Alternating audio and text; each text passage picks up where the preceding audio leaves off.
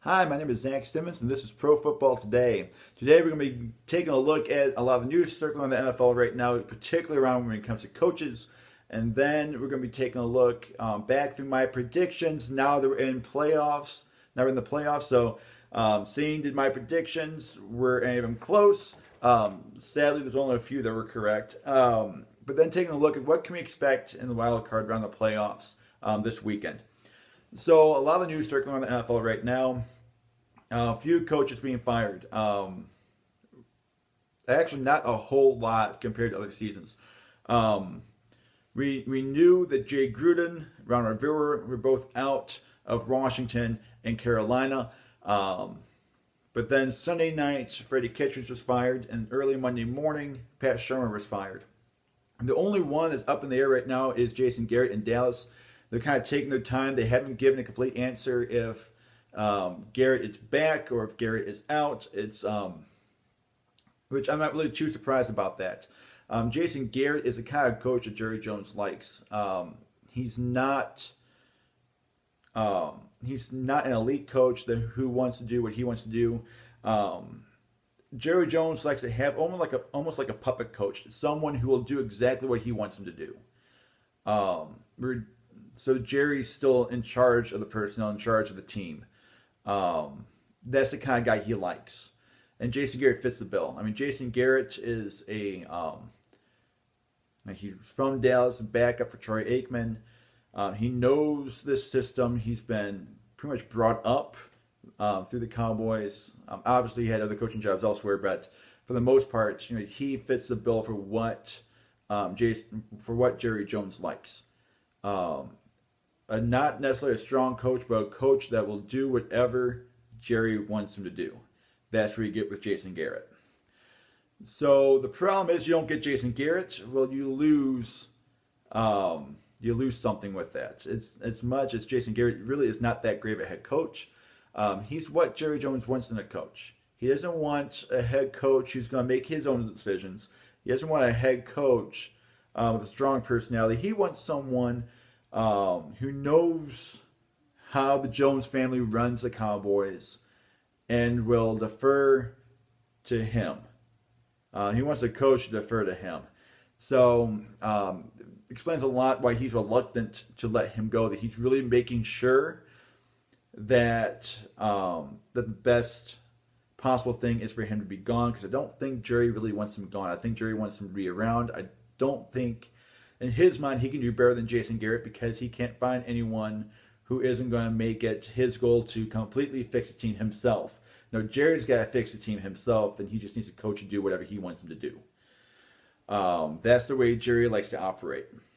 And so, will you see Jason Garrett next season? It's tough to tell. Saying that he's being very cautious tells me this year's might have been the final straw. So I won't be surprised if Jason Garrett is fired, but I will not be surprised if he is back in 2020. So all you Dallas fans, I know there's a lot of you who are ticked off at Jason Garrett. You guys have one of the best rosters in the NFL, and yet you cannot make it to the playoffs. Why? Because you don't really have that great of a head coach. But looking at the other vacancies, we know Ron Rivera is now in Washington. He's been hired. He's there. Very good hire for Washington. Very, very good hire for a guy that should not have been on the market. Don't know why Carolina let him go. I guess it was mainly because they had a new owner who wanted his guy. He wanted to pick the head coach. But I'm not sure he can do any better than Ron Rivera.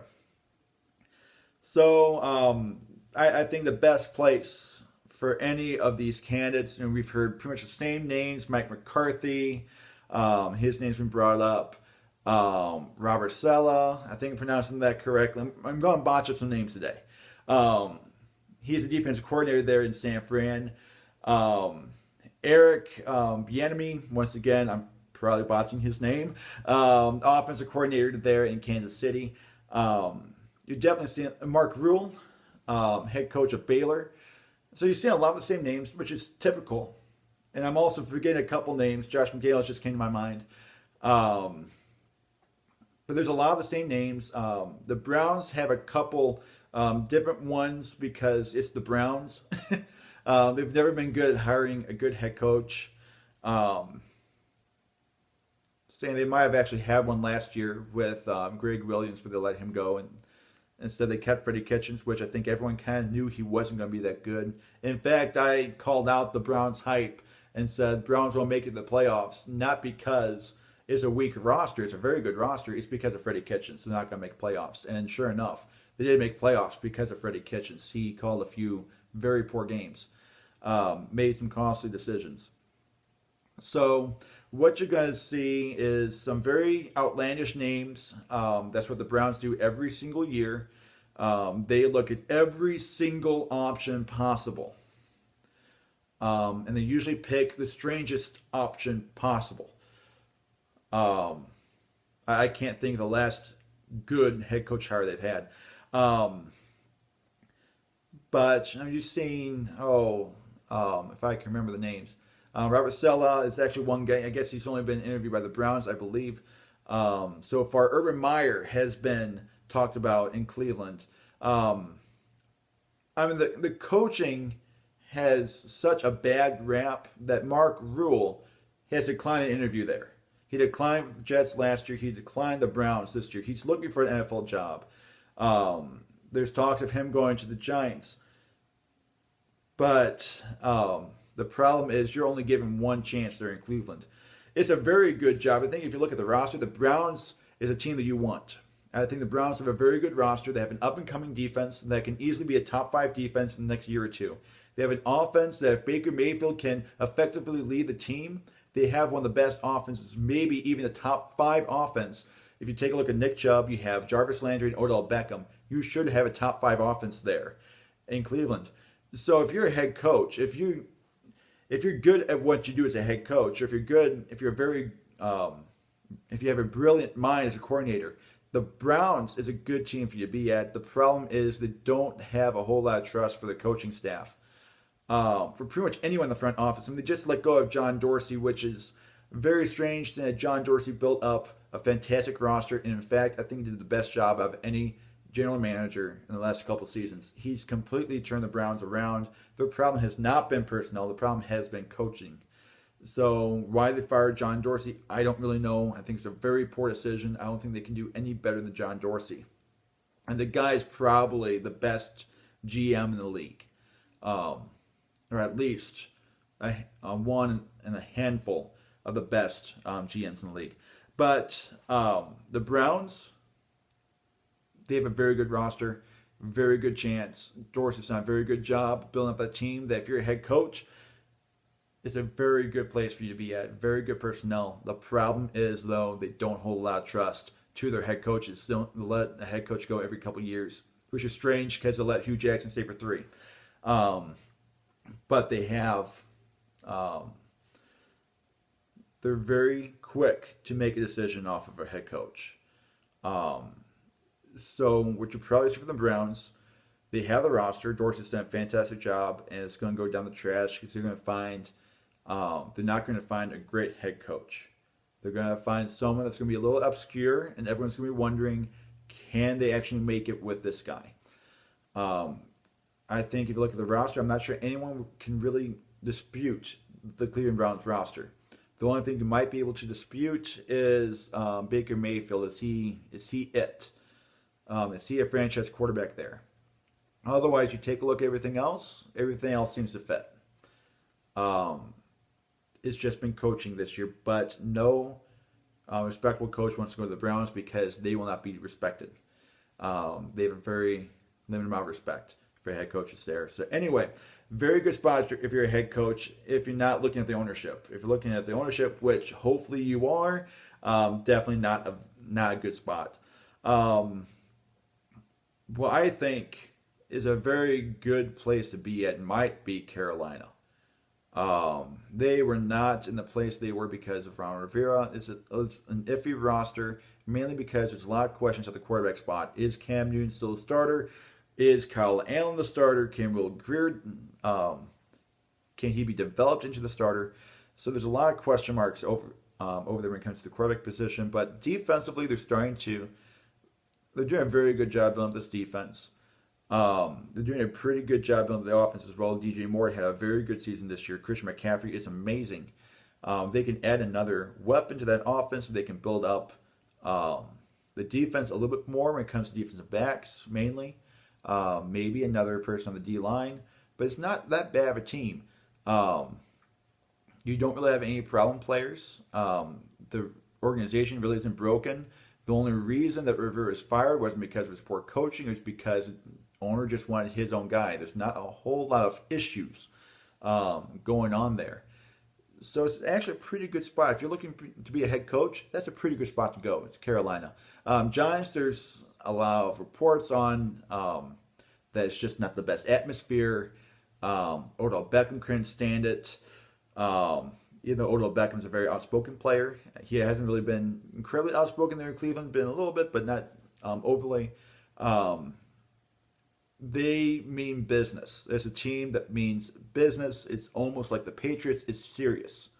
There's very limited fun. It's all serious work. And when it comes to head coach, a lot of these head coaches, I don't think I'm going to like that too much. It's a little old-fashioned. You're looking at a lot more younger coaches.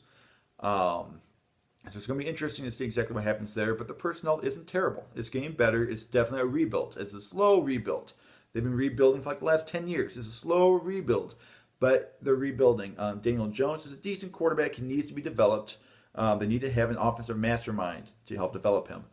But he is developable. He's a decent quarterback right now who I think can be very good if he has the right coaching staff and the right players around him. Saquon Barkley's a beast. Their defense is getting better. They need some more pieces. They need to build up that defense. The draft would be a very good spot for them to do that. I can't remember the exact pick. I think it's 3 or 4. Expect them to go defensive line when it comes to that pick. Excuse me. But I mean, there's not a whole lot of options right now, which is weird. There's only 4 openings. One has been filled. I don't think I've seen this little openings in a while. That's what we have when it comes to current news. I'll take a look at predictions. I have my predictions right here.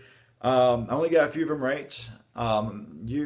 Maybe you've seen from my videos I am not good at predictions. So I did have the Patriots. I definitely had the Patriots. I did have Bills number 2. I did not have the Bills making wild card because I didn't think their roster was good enough yet. I thought the roster was a little young. That next year they'd be up and coming. Watch out for the Bills in 2020, but they proved they can win this year. Very good job by the Bills making wild card. I had the Colts win the South, win the AFC South. That was before Andrew Luck got retired. I did have the Texans in wild card. Texans now make it. Titans, of course, make wild card. I did not call that. Did not think that Ryan Tannehill was going to get the shot at the starting gig, and did not think that Ryan Tannehill was going to play as the best quarterback in that division. One of the best quarterbacks in the conference. In the West, I did have the Chiefs. I said the Chargers. I did say Chargers making wild card. Obviously, that was wrong. Chargers came very close to winning games, but they just couldn't pull it out. I don't think that was Anthony Lynn. I don't think that was because Melvin Gordon was out. Phillip Rivers could not figure out how to win the game. He put him in position to win, but when it came to actually winning on that final drive, he couldn't do it. AFC North, I had the Steelers. I infamously said that the Ravens were not going to be good. The only reason they weren't going to get last place was because of the Bengals. I had them number 3 in the division. They ended up being number 1 in the AFC. I said Steelers instead. Did not have the Browns in playoffs like some people did, but most importantly, didn't have the Ravens in the playoffs. That's a mistake. That was pretty. A pretty big mistake. NFC North, I had the Bears winning. That didn't happen. I had the Packers number 3. Didn't think Aaron Rodgers was going to work in Matt LaFleur's system. I didn't even think Matt LaFleur was going to work. But Packers win division, and I was correct. Vikings did win wild card. 2 very good teams, very good division there in the NFC North. The NFC East, I did say the Eagles were going to win. I said the Cowboys were going to come close, but I said the Eagles were going to pull it out. NFC South, I said the Saints. Did not say that anyone else is going to make playoffs. That luckily was correct. but did say the Saints. West, I said the Rams were going to come back. That obviously didn't happen. I did say Seattle was going to win wild card, which they did.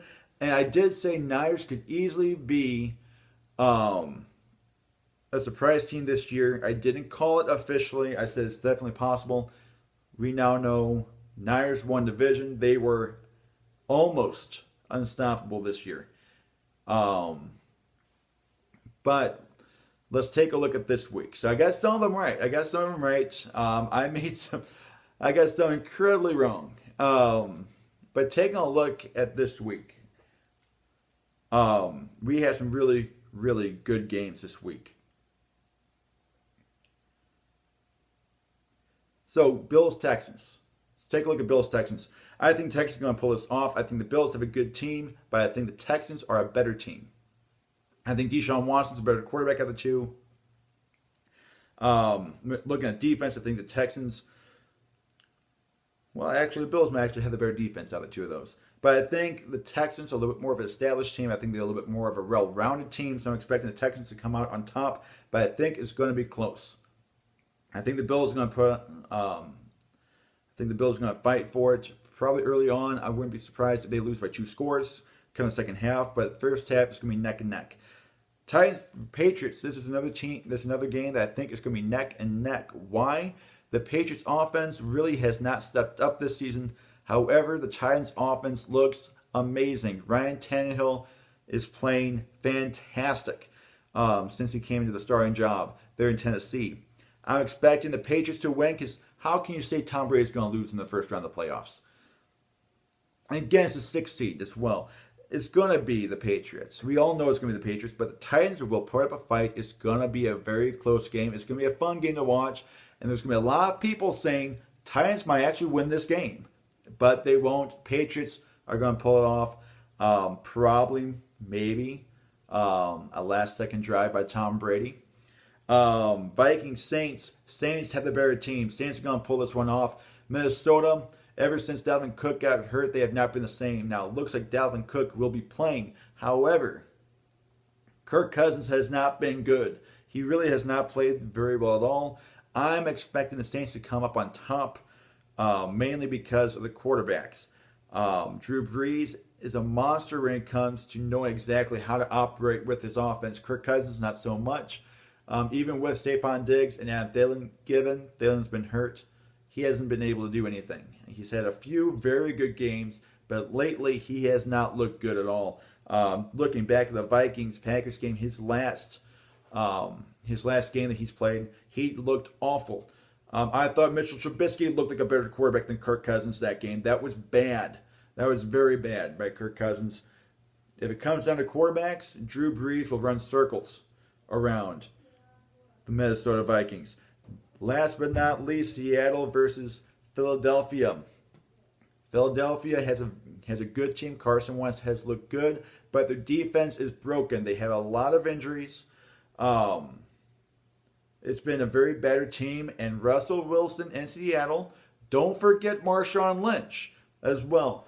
They will take this team by storm. I'm expecting a pretty good blowout here by Seattle. No disrespect to the Philadelphia Eagles. I think they have a very good team. But looking at Seattle, Seattle has a chance, I believe, to not only make it to the conference playoffs, but I think they have a legitimate shot of making the Super Bowl. Now, if they win it, we'll talk about that later. But Seattle's got a very, very good team. I just don't think Philly is good enough to beat them right now. But once again, you're looking at one of the best teams in the NFC. So that's why I have right now. Texans will beat the Bills. Patriots will beat the Titans. Barely, but they will win. Saints will beat the Vikings. And Seattle will beat Philadelphia. That's what I have for this week.